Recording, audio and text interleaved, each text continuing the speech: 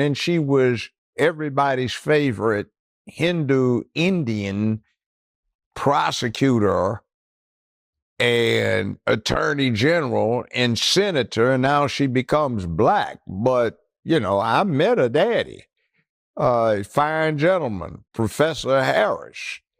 And the problem with her being black is Professor Harris says he's Caucasian, mixed Irish and Hindu. He doesn't have any black ancestors, but his Irish ancestors owned a lot of slaves in Jamaica and had them to work on plantation. So if mama is on the birth certificate listed as a Caucasian, daddy says he's a Caucasian Hindu and has no black ancestors, how did she get to be black? I'll tell you what, this is a different type of identity politics.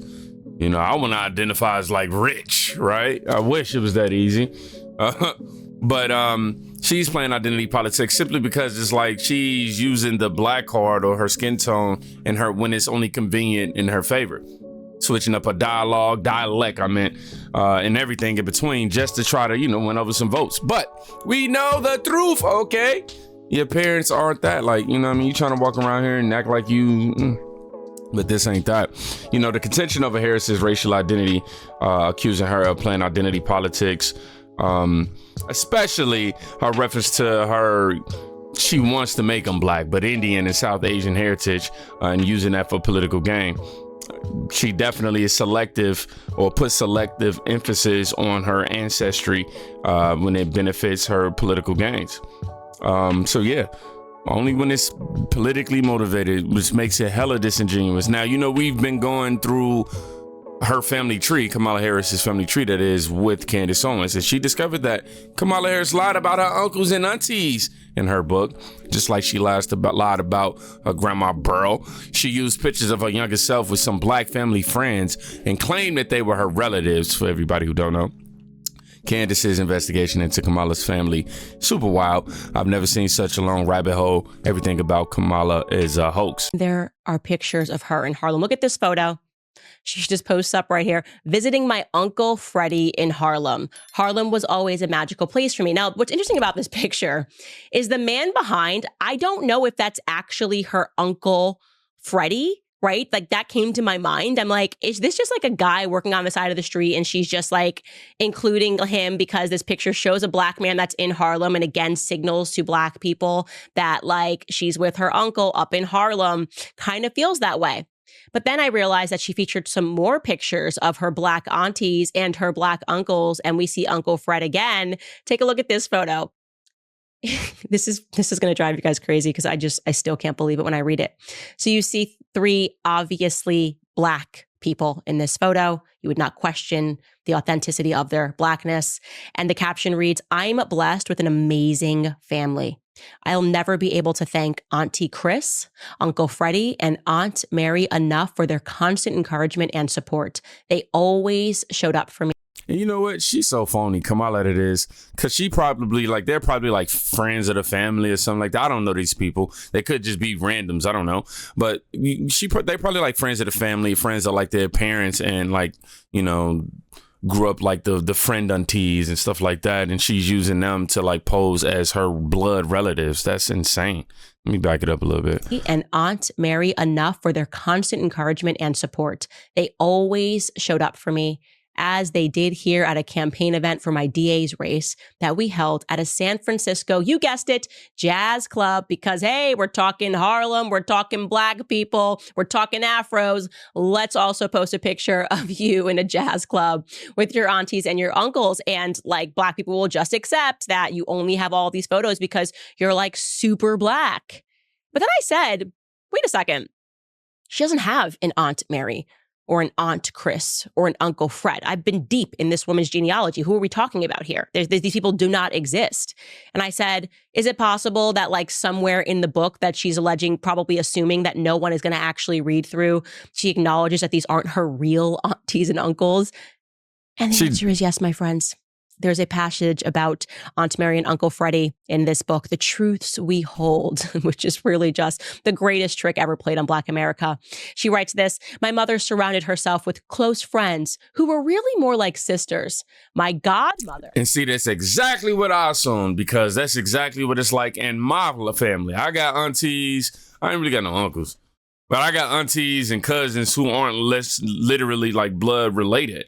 My mom and dad used to perform and travel on the road as a gospel group. And, you know, they had gospel bandmates and things of that nature that grew close. And I've only grown up to know them to be my aunties and uncles. But that ain't my real auntie. Like, you know, they was bandmate aunties. You know what I'm saying? You see them every now and again. Ain't like you getting babysitted and all that, you know? My godmother, a fellow Berkeley student whom I knew as Aunt Mary, was one of them.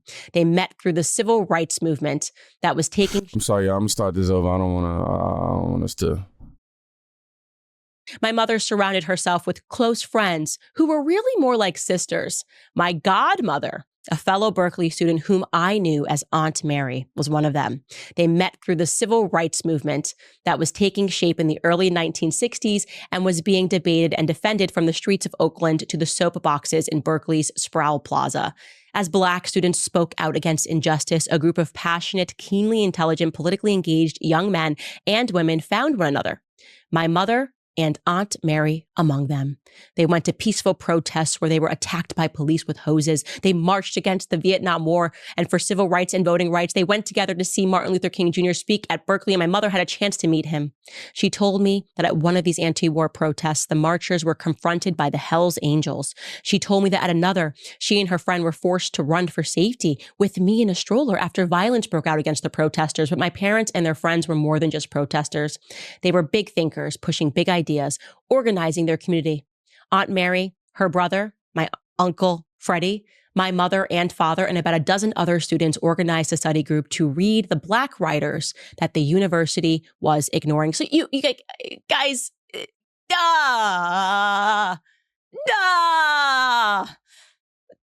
what can I say here? I am being reduced to sound effects. She wrote this book, and she starts the sentence with her family. She's visiting her family in Harlem.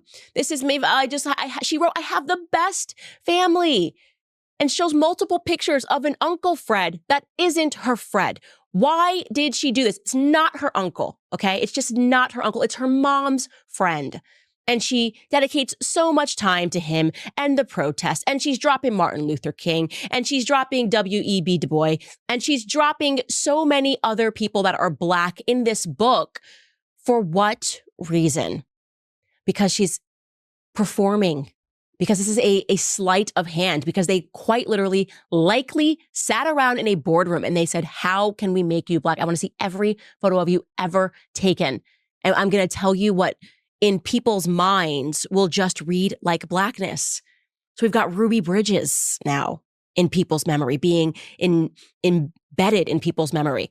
Now we've got this idea of her marching aunties and uncles in Harlem.